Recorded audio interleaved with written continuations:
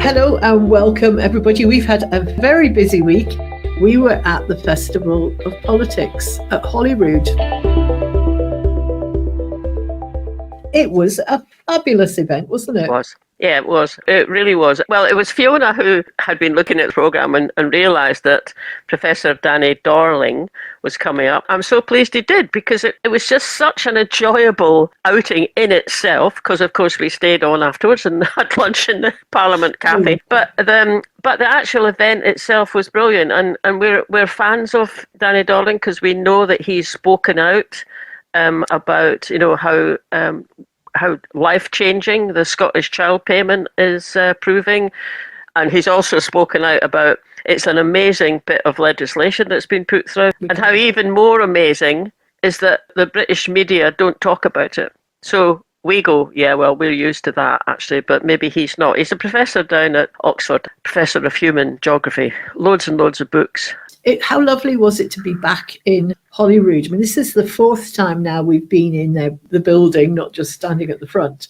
Every time it's just, I come away feeling this is ours, you know, it's such a lovely building. Indeed. I just so agree with that. And I think this time coming in, I was just really aware of you and I's response to being in the European Parliament over in Brussels when we were there earlier this year, and what a wonderful building, but more what a wonderful space it is. Now, obviously, the European Parliament is a much bigger building than Holyrood, but there's something the same. You go into Holyrood and there's just different spaces, and you can sit down, you can have a chat. There's obviously, you know, behind the public bit of it, there's all sorts of rooms where people can have meetings and everything. But yeah, it's friendly, and I felt the same as you. Oh, it's back in our Parliament.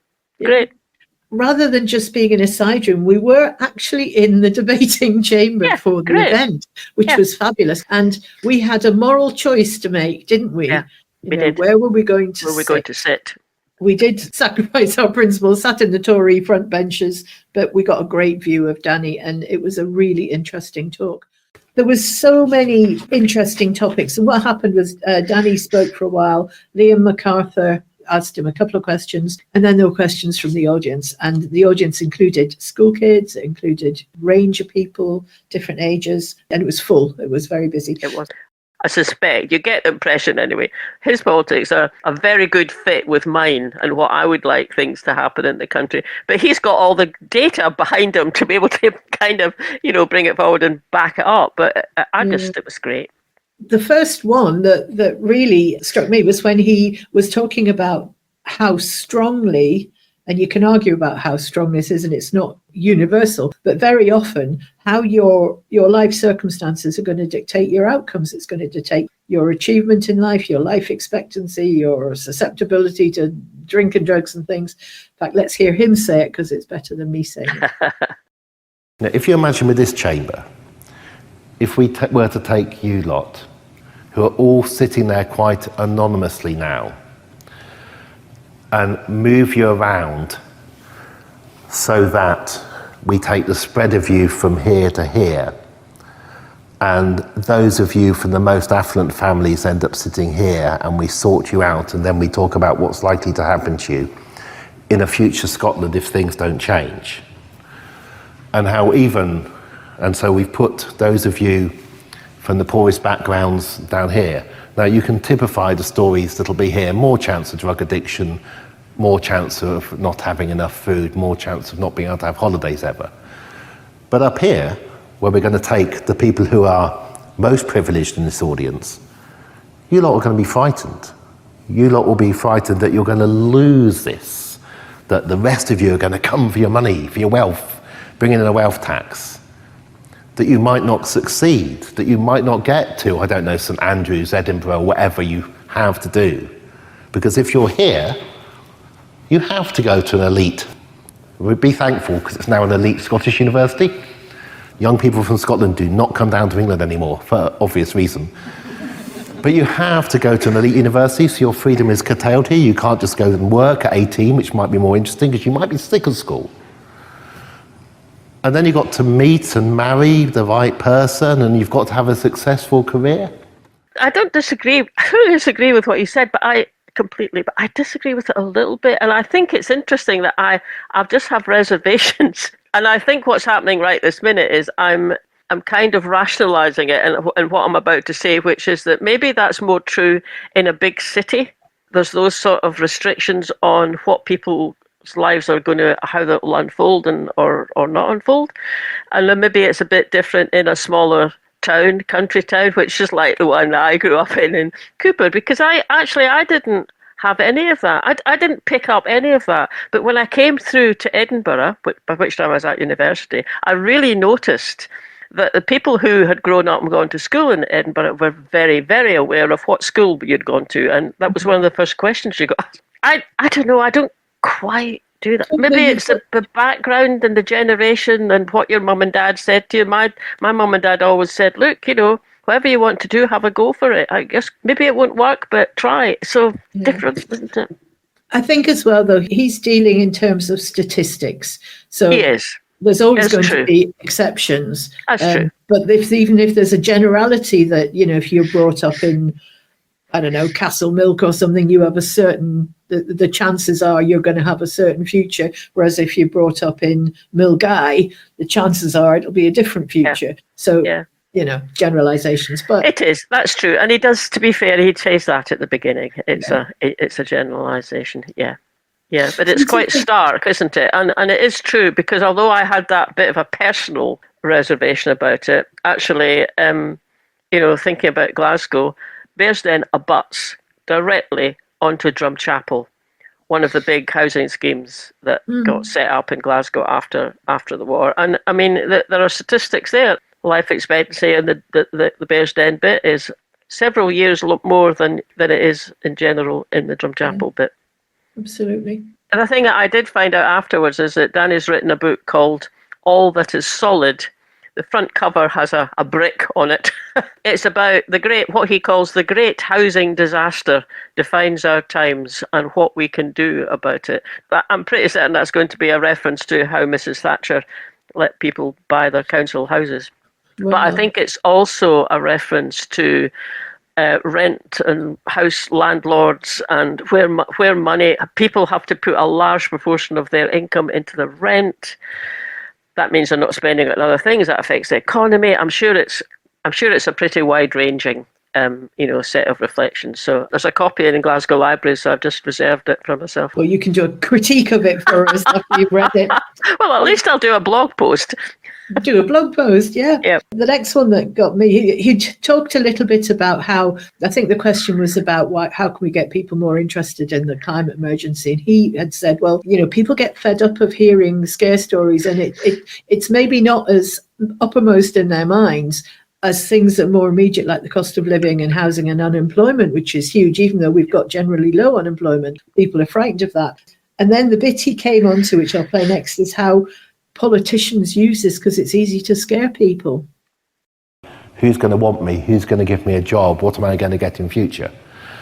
And realising that that's such a big fear in people helps partly explain why something like climate isn't seen as important, but also how easy it is to scare people about these other people who are going to come and take your jobs or do these terrible things. You might think, how on earth do they manage to scare people about the nice people who come to our countries to live with us, which we should be very grateful for. I may sound sceptical. Remember, I said I grew up in a family in the 70s with 2 black brothers. I find it very hard to be tolerant of people not liking people from outside. How do we manage to get people so scared about immigration? Because so many of us are scared about our own future. And are we needed? Will we be able to put our children into school? Will we be able to see the doctor or go to hospital? Will you be able to get a house? And what's the threat to that? And so I think it's really important to look at attitudes and fears, because if you don't address cost of living crisis and you don't address the fear of unemployment, then people will use that to rise up in your mind to what they want you to be frightened about. Partly because they don't want you to worry about that inequality I've talked about, because some of them think that inequality is a really, really good thing. because they tend to think that they're much cleverer than you and they should decide what happens and you should just let them be in charge. And a very trivial description of politics in the UK, but it's one of our fundamental divisions in the UK, is those politicians who think that a tiny number of people are clever, tended to have gone to exclusive schools, tended never to have mixed with other people, and those politicians who've got more faith in people more generally. And that's a fundamental political divide between right and left. So that was quite interesting in that you can see it unfolding in front of us. I always find it chilling, actually, because as you say, it is unfolding. I mean, literally, it's unfolding down in, was it Essex, down in that part of England, where a lot of very extreme right-wing, anti-immigrant, anti-immigrant is being kind to them, racist, really. And behind that, there's people setting those, stirring that up. Yeah. And then the council goes to court to say we want to not use that hotel, and then somehow or other they've won. And then now all sorts of other councils are saying, oh, well, we're going to do that too. And Kemi Badenoch saying, yeah, you should also go to court and we should stop using all these hotels. Now, I'm not saying there is an argument about using hotels like that. And actually you can sympathise if it's been going on for months and months and it's a small place. But what's needed, you can sympathise with people going, oh, what is it that's going on? And who's there? But what you need is transparency and communication and sitting down and talking to each other, not mobs with, well, sometimes it's English flags, but usually it's Union Jacks out there, stirring themselves up and probably frightening the folk who's inside the hotel. It's horrible. And it pits communities against each other. I mean, the reality is neither of them should be struggling for somewhere decent to live. But it's not each other's fault that they're in that situation, but it is that stirring the pot. And we saw it in Falkirk just last week. It's hard, and it's when there's a momentum builds up, isn't it? And you can see it happening actually this very week with this sort of thing. So momentum builds up, and once the momentum builds up, really difficult to kind of step back and have a proper conversation about it or explore other options.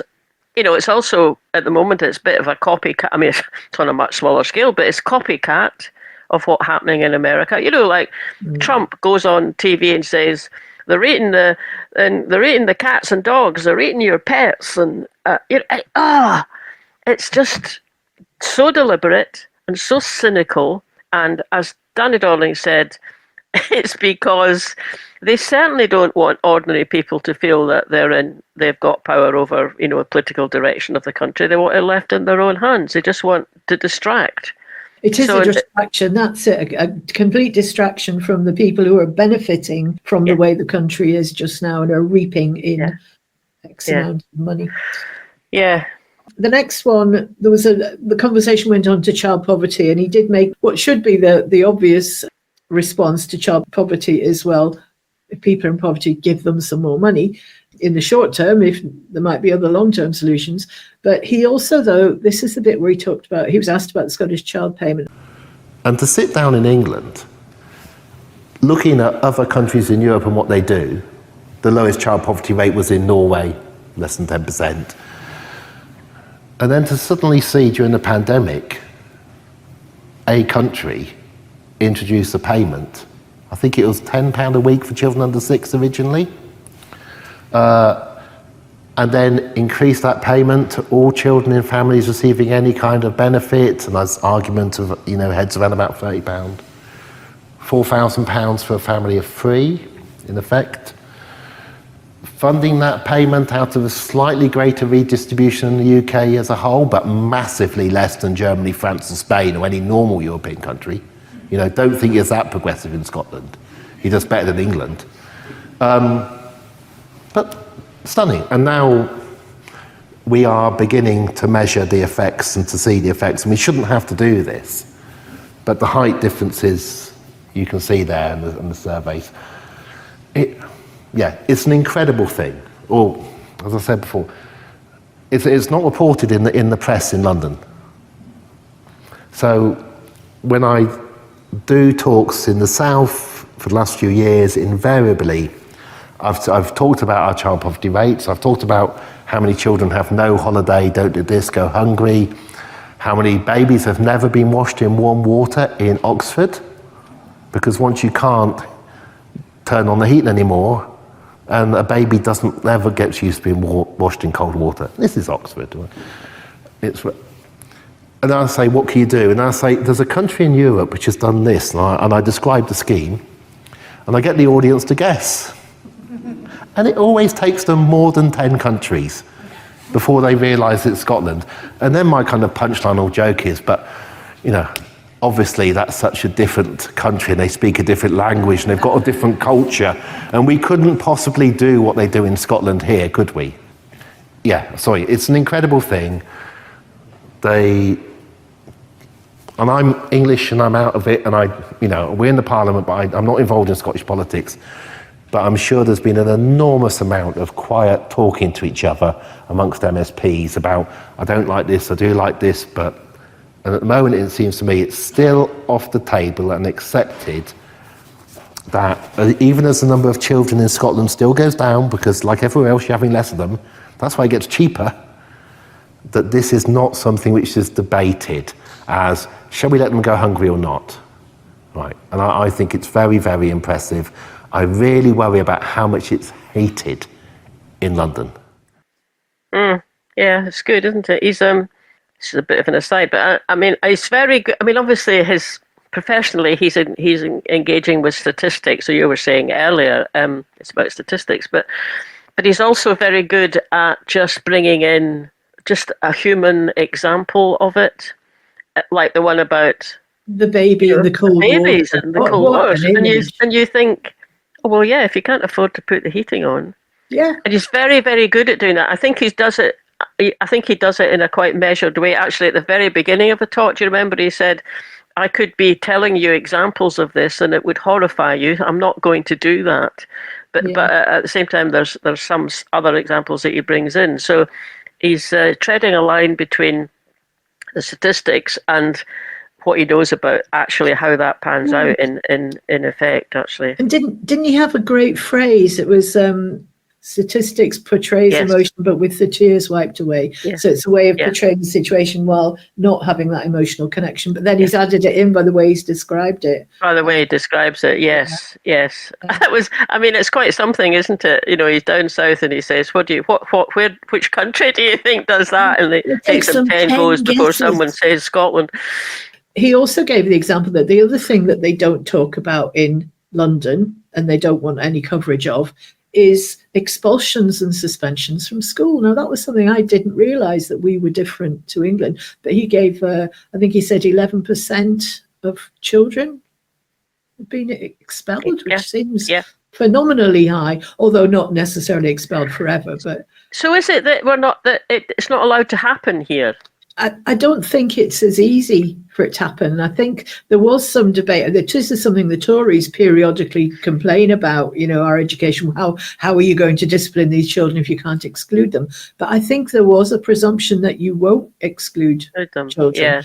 You'll find a better solution. Going back to the child poverty, because sometimes I think, well, why is it that it's always framed as child poverty? Because really it's family poverty, isn't it? And if you talk about family poverty, then that opens up immediately things that you'll start thinking about that you might not if it's more closely focused or seems to be on child poverty. But I did a bit of reading around it, and apparently one of the reasons is that there's a lot of statistics about child poverty. So that's where someone like him, and politicians, I'm sure, that's where they go to for their background information. There's not quite the same amount on the broader aspects of family poverty and what's behind that. Although it's not difficult to come up with likely guesses as to what's behind the family poverty.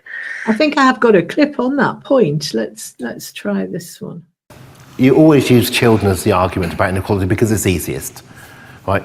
Almost nobody blames a child age 5 for the situation they find themselves in. Nobody says, "Oh, couldn't they have tried a bit harder when they were 4?"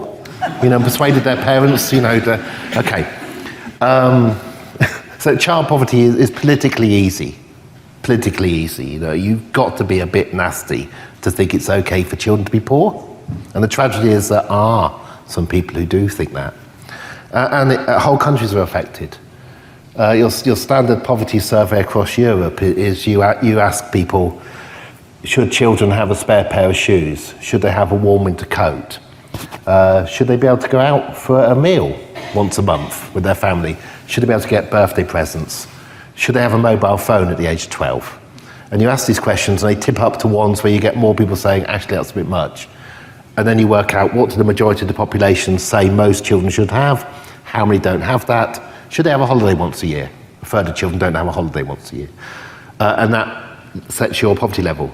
We can't run the poverty survey in the USA and haven't been able for decades because a large number of people in the USA say children should only have what their parents can afford and don't have a sense that this is wrong. That was quite a shocker as well, that point in the USA. What he said was they can't run that survey in the USA because in the USA they think that children should only have what their parents can afford. Yes. You know, that's the end of it. Yes, that is chilling, isn't it? Quite shocking, wasn't it? It is shocking. Another one that struck me was about you need to care. I went to Oslo and I was in a place similar to this, as big as this, except there were babies. You know, that's different. There may be a baby, it's very quiet, but there were babies in the audience. This is 10, 15 years ago. Normal to have babies. And I made the stupid mistake of saying, congratulations on achieving the lowest rate of child poverty in the world. And there were these shouts saying, how dare you say that? Our rate's terrible. It's really bad. Don't you understand how bad it is? And that's why they had the lowest rate of child poverty in the world, right? Because they care. The most important thing is to care. Once you stop caring, then things can get really, really bad. There's a danger in England that we're not caring about the health service because 1 in 10 people can, and every year 1 in 10 adults is paying for private healthcare. And when you get to a point when your ruling group doesn't need the NHS anymore, you are really in danger of losing it. So that's the key thing, is caring. But the way for politicians who want to do things that aren't helpful to win is to get you to stop caring about the stuff that matters and get you to get transfixed about something else. And the really bad ones start wars, just so that, that diverts attention. And that it's not all as Machiavellian as that. But if you believe that people are inherently unequal and that you are very clever and that most people are just there to labour, then you spend your political life lying to the electorate to get their vote. And that is part of our political history. And it would be great if we can get out of that. And other countries in Europe have got out of that. People really do respect each other as human beings that are all pretty able and equal, and not the idea that there's a small class of brilliant people who require 50, 60 or 70,000 pounds a year spent on their education because they have such wonderful brains, they need to be made into prime ministers. It was a bit of a waste of 60 or 70,000 pounds to put Boris Johnson into one of those posh schools, wasn't it? Although he did get to be prime minister. Good example.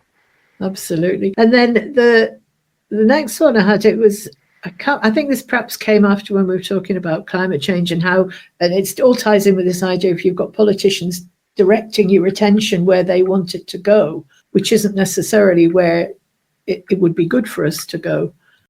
The great news is that the efficiency of solar panels is increasing, the cost is going down.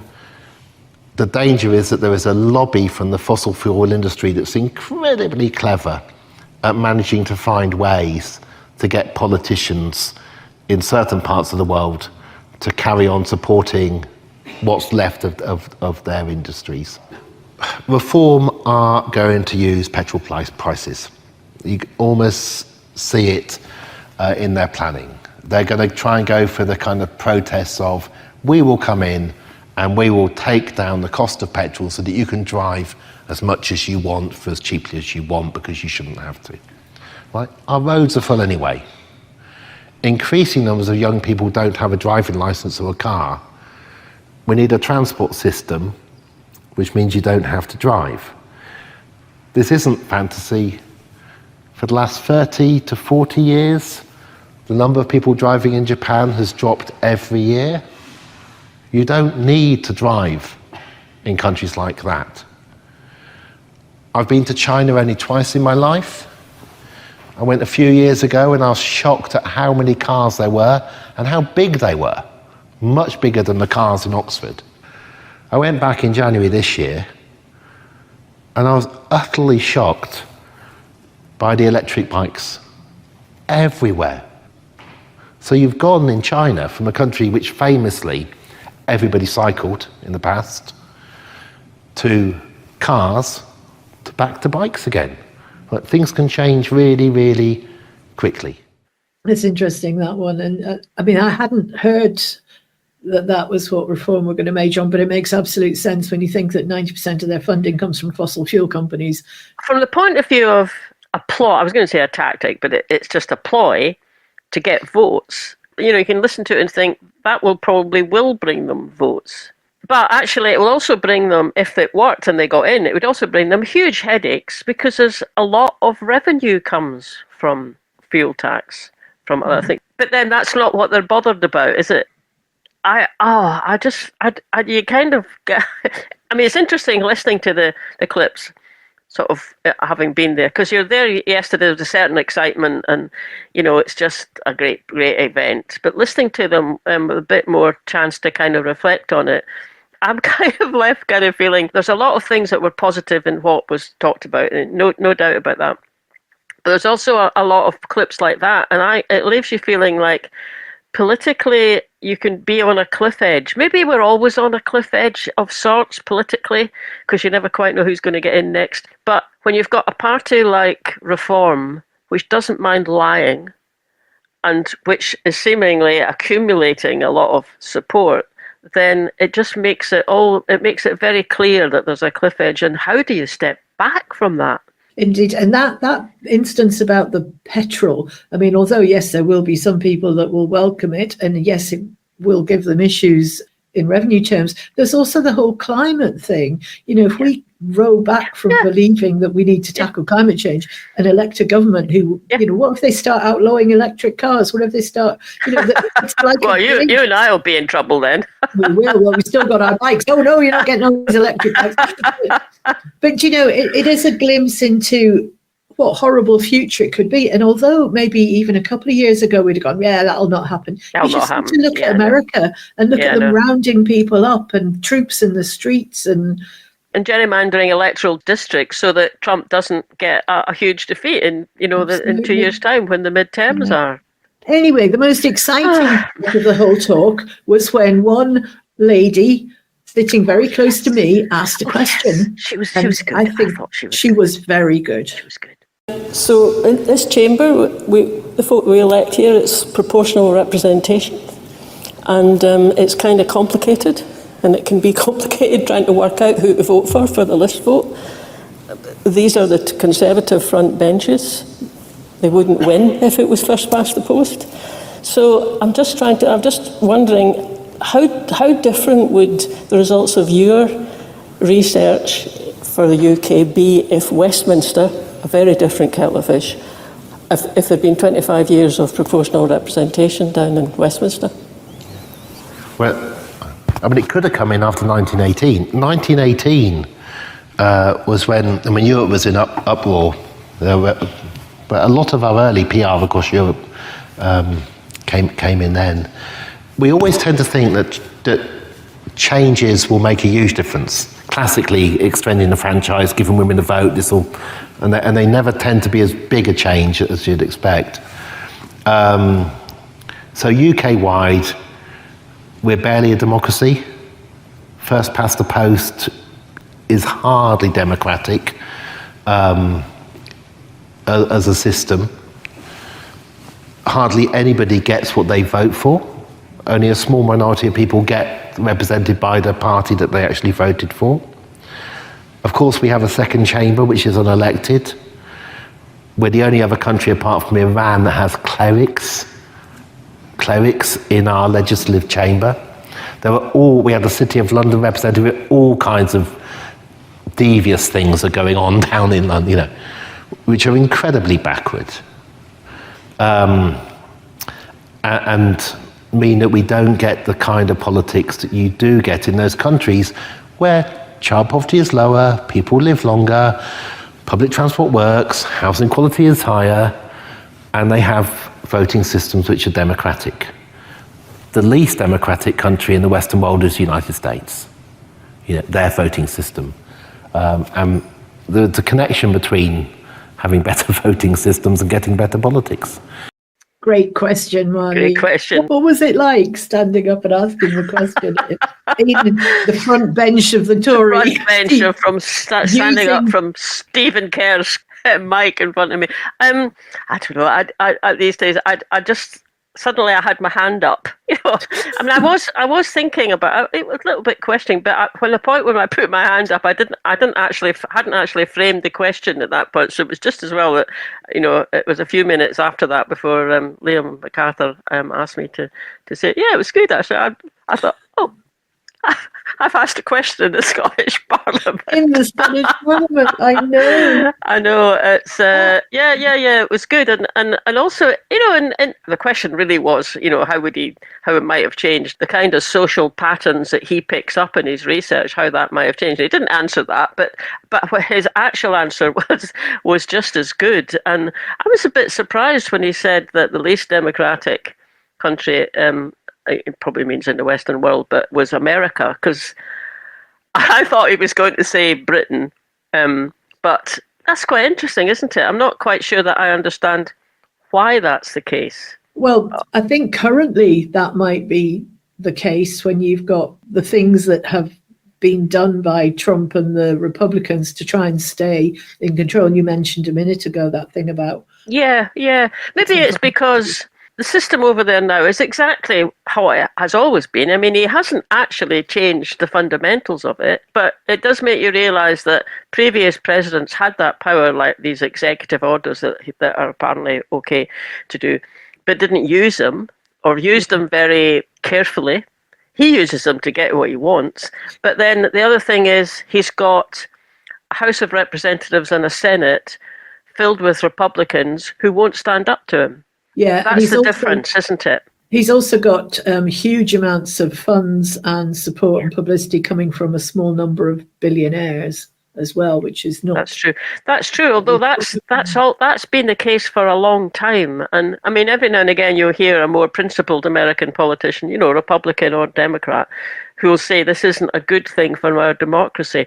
So I suppose, but it is true that is certainly the case now. And we need to be careful, very careful, not to let that it isn't us. become stronger in Britain, but it's there to some extent. The first past the post system kind of allows that to happen. In fact, this was kind of a follow-on from your question.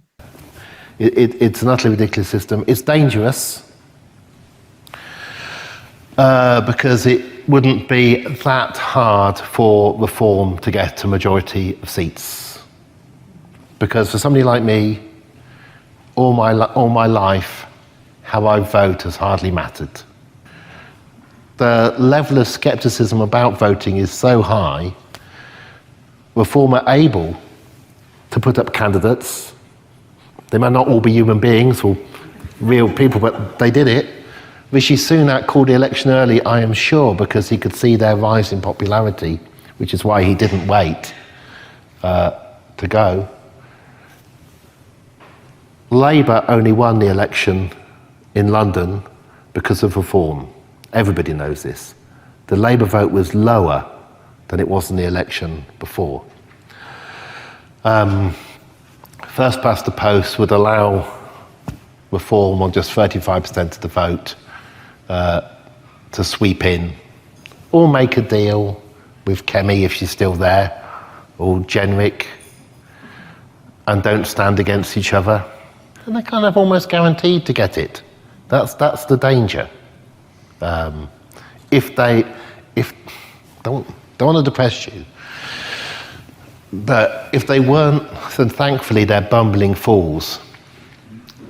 who do things like see some people rowing around the coast and call the Coast Guard, and it turns out it's a set of former squaddies raising money for charity. Thankfully, Reform MPs do fall out with each other. But thankfully, the Conservative Party is not such a clever machine that it can work out what to do. But we're going to rely, if you don't like that politics, we're going to have to rely with first past the post on the inability of the Conservatives and the bumbliness of Reform and the Mayfair men behind them not to end up with the most right-wing government in Europe. Interesting that our last guest that we interviewed also made that point about buying elections, and there should be limits on political spending. Yeah, and if it applies to Britain as a whole, it ought to apply to Scotland and Wales and Northern Ireland as well. Yeah. The bit about political disconnect and how you, as well as needing people to care, you also need them to be angry about the situation and how it's our fault that we're in this situation, really. We don't have an anger about it. And I suspect that's partly why we've ended up in this current situation.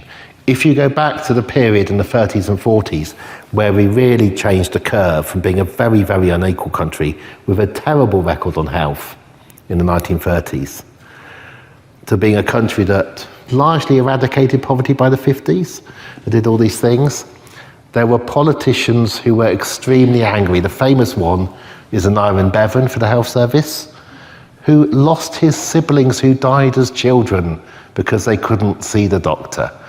And if you don't have that kind of anger in your politics as well to drive you forward, there's a danger that you get. Our health secretary for a long time, at the period where we were ignoring health inequalities, was Jeremy Hunt, the son of an admiral who thought it was really hard to live on an income of below £100,000 a year. Right? He was just disconnected from society. His company, Hot Courses, which makes money out of your fear about where do I do masters in the world, had made him a multi-millionaire. He grew up estranged from society. He has no idea, and we end up with him as health secretary as our infant mortality rises. And it's not Jeremy Hunt's fault. We should never have put somebody in that position who knew so little about what he was doing. And it may sound a bit mean, but don't blame the ignorant politicians like George Osborne. Blame us for how on earth did we put somebody like George Osborne, Magdalen College, Oxford. How do you put somebody whose life experience is so poor that he can do the things that he did into that position of power? And rather than be angry with them and angry with the bad politicians, like Nigel Farage, we should be angry with ourselves for letting it be possible that they could have these positions of power and then make some mistakes that they've done. Well, that's quite a call to action, really, isn't it? Yeah. There was a question about did the effect of taking lead out of the water supply, was that part of why violence levels decreased? I must admit, I heard that question, I went, what? However, he answered it. He didn't. Bonnie Dorling did not raise his eyebrows. He just answered it. For those who don't know, we in the UK and most of Europe have tried to get rid of lead in our pipes, in children's toys. The younger people here are largely lead-free. You're very, very lucky. In the USA, they still have lead. Lead is not good for your brain, and it's a poison. We had a rise in violence. Well, murder is the ultimate way in which we count it. A rise in violence to around about the year 2000. And I wrote papers with criminologists on this, looking at where was the rise. It was in the poorest areas. Who were committing the murders? It was largely young men who were poor. They were largely murdering their friends. In half of the cases, stereotype, they were drunk. If you're murdered, you are rarely murdered by a stranger. You're often murdered by somebody who really likes you, who loves you. The shock is seeing it going down. Now, there was a lobby of people who wanted to claim that the murder rate and violence in general was going up because we got rid of the death penalty at the end of the 60s. People do not think I won't have a fight just in case I hit somebody too hard and they die because of the death penalty. And the fact the murder rate went down shows that that's not the case.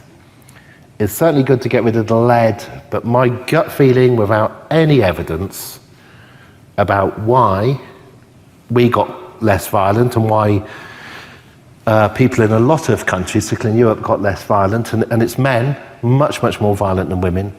Same curve everywhere, fascinating curve of men and women peaking around about 19, 20, 21 and then going down, but in some countries being 10 times less violent than in others, but always this pattern.